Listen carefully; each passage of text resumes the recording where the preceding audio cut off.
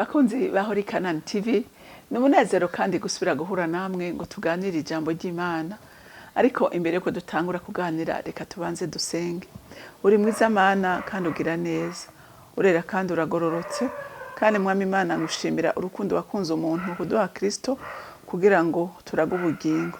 Yenda senga saba mpwemu w'Imana ngo arongora abantu bawe naje ubwanja ndongore kugira ngo tugire umwete wo kurondera umwami no kunywana nawe, kuko we uwo mukunda aramukunda umurondera aramwiyereka. Rero tugira ishaka n'umwete mwami, savye izo mbaraga, savye uwo mwete n'ishaka bigwire mu bana b'Imana. Ndagushimiye kandi ndakuninda haje icubahiro cyose kibi cawe mu izina ry'umwami wacu Yesu Kristo senze nizeye ko vyumvise. Amen, amen. Ijambo rero Imana impaye kuganira namwe ijambo rivuga ngo gira umwete wo kubona Yesu. Gira umwete wo kubona Yesu. Bantu b'Imana ndabisubiyemo, gira umwete wo kubona Yesu. Gira umwete kuko aravuga neza ngo nkunda bankunda kandi abandondera ubudahumeka nibo bambona. Haleluya.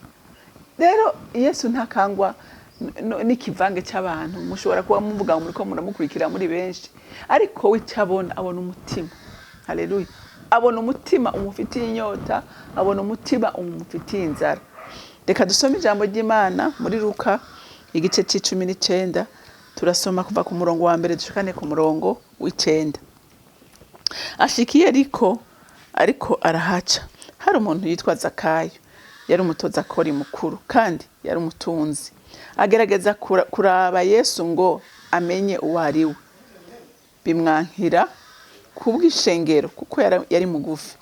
Arirukanga aje imbere yurira igiti cyitwa umusokomoro ngo amurabe, kuko yagira ace muri iyo nzira. Yesu ahashitse ararangamiza aramubarira ati, Zakayo ururuka n'ingoga, kuko uwo munsi ngwiye kurara iwawe. Yururuka vuba amwakirana akanyamuneza. Babibonye bose baridodomba bati, ko yinjiriye kurarira umuntu w'umunyabyaha. Zakayo arahagarara abwira umwami Yesu ati, daba mwami, umugabane w'itunga ryanje ngira ndawuhe aboro, kandi umuntu wese nagunze ndabimuriha kane. Yesu amuvuga kati, uwo munsi agakiza gashitse muri iyi nzu, kuko nawe ari umwana wa Aburahamu. Amen. Dusomye iyi nkuru y'umuntu yitwa Zakayo. Ibintu byaranga Zakayo byari ibintu bitatu. Zakayo twumvise ko yari umutoza kori, kandi urumva ko yari umuntu yagunga abandi, yakoreye ikiba abantu benshi. Kandi Zakayo ikindi tubonye batubwiye ko yari umutunzi cyane. Hama ngo yumva amakuru ya Yesu. Haleluya. Yumva amakuru ya Yesu, aravuga ati uwo muntu ndifuza kumubona. Ngo aragenda, yumva ko ahari aragenda, ngo ariko ngo hari ishengero ryinshi gose. Hanyuma ngo acaravuga ati sindi bumubone ndi mugufi. Yumva inzira agira aciyemo ati jengera niruke, hama ngende nurira igiti ndaheza ndamwitegereze neza. Muntu w'Imana, ibintu tugira tuganire ko n'ibintu bitanu biranga by'ukuri umuntu yahuye na Yesu ingena mera. Haleluya. Iyo uhuye na Yesu nagira ndakubwire ngo ntuguma uko waruri. Zakayo barahuye nawe, murumva ko yari umuntu yagunze abantu, yari umuntu yikunda ataco yikura. Ubutunzi bwe bwari ubwe wenyene n'umuryango wiwe, ariko umunsi ahura na Yesu hari byahindutse. Haleluya, haleluya. Bantu b'Imana, nukuri iri jambo ndasaba mpwemu yera ngo ajyagure mu mutima wa kandi ajyagure no mu wanje, kugira ngo uyu munsi nukuri twitahure. Kuko Zakayo ngo Yesu ashitse munsi y'ico giti aho yari yuriye, kuko yari yabonye umwete, yari yabonye ishaka, yari yabonye inyota Zakayo afitiye Yesu. Ngo ataramubwira ngo Zakayo, wararangamiza arabwira Zakayo ururuka, uyu munsi ndaza kurara iwawe. yo Zakayo kumva gusa iryo jambo yumva amaso yiwe aruguruka aribona aravuga ati gute umwami arari wanje n'ingene meze, yumva ariyase, yumva arisuzguye, yumva arabona ni mubi. Iyo uhuye na Yesu by'ukuri uribona. Icyo ni cyambere, uribona.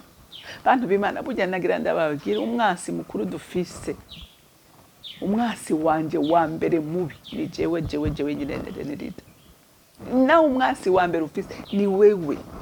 Burya Satani wewe hamwe waramaze gutungana ntiyo kuronka, ariko Satani akubohesha umugozi uri muri wewe, ahagarara ku ntege nkufise akabariza akoresha kugira gukoresha ibibi. Haleluya, haleluya. Rero Zakayo yaciye yibona. Iyo uhuye na Yesu uribona, ubona intege nke zawe, ukumva urazanse, ukumva ukunze Yesu, ukifuza kugera ikirenge mu ciwe, umva ugira uwundi mutima. Haleluya. Zakayo aribona ngo acaravuga atumviriza mwami, itunga ryanje birandarihabora. Iyo uhuye na Yesu ukagumana umutima wo kwikunda, ntushake gutanga, ntimuba mwarahuye. Umuntu yahuye na Yesu yifuza gupartaja. Haleluya. Yifuza kugirira neza abantu, yuzura urukundo rw'Imana. Iyo uhuye n'uyu mwami rero uribona, ugira urukundo. Zakayo avuga ati yo reka mfashe abantu, amaso yiwe arahumuka, reka nanjye nabagiriye neza, Yesu nanjye yangiriye neza. Agira inyota, agira inzara, akaba atayifise muri wewe, akaba atarukundo rw'Imana ruri muri wewe, ntimwigeze muhura. Haleluya. Ntimwigeze muhura. Wamwakiriye ku rurimi ariko ntiyigeze aba umwami w'ubugingo bwawe ngo akurongore, akwereka inzira yo gucamo. Waramwankiye, wamunyemye ikibanza. Ikigira gatatu, ngo yaciye yumva yosubiza abantu ibyo yivye. Aravuga ati aba bantu babagiriye nabi, sindabaha gusa ibyo nabatwaye, ariko ndabaha n'inyungu, w'incuro z'ibyo nabatwaye. Haleluya. Umuntu yahuye na Yesu umva agira umutima wo gutunganya, agira umutima wo gutunganya. Ntiyifuza kugira icyaha muri we, ntiyifuza kugira umwenda n'umuntu, yifuza ko abantu bose babana amahoro, kuko ni ku ijambo ry'Imana ribivuga ngo tubane n'abantu bose amahoro. Haleluya. Zakayo ngo agira iki? Asubiza abantu. Ikindi, umuntu yahuye na Yesu arangwa n'iki? Yifuza kwamamaza ubutumwa bwiza, gushingira intaho umwami, kuvuga ibyo umwami yakoze mu bugingo bwiwe.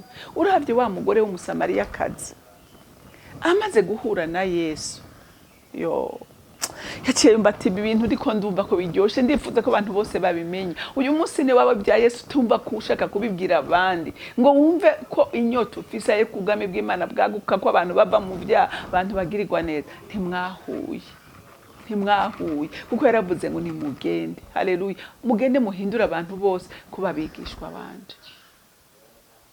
Akaba we wumva ataco bikubwiye, atanyota, atanzara, wumva ko abandi bomenya ayo makuru. Ntimwahuye.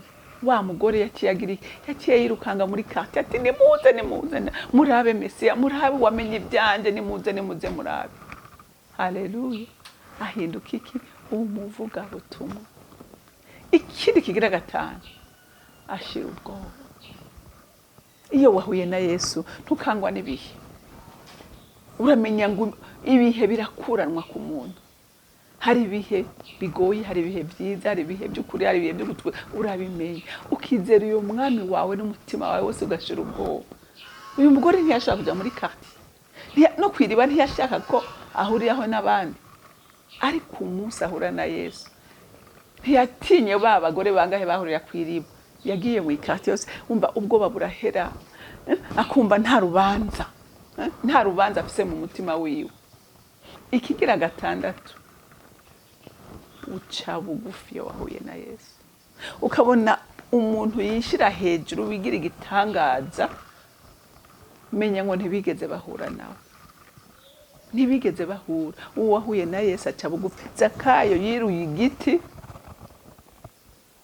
kubera umutima wiwe wari wamaze kwitegura guhura n'uyo mwami. Yurira igiti, ari umukuru wa Obedi, ari umutunzi akomeye. Yurira igiti kugira ngo abone umwami.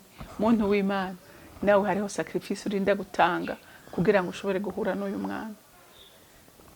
Ndifuza muntu w'Imana ko wogira inyota n'inzara, kandi niwayigira umwami ntazoreka kukwiyereka. Imana yo mu ijuru ibampera umugisha.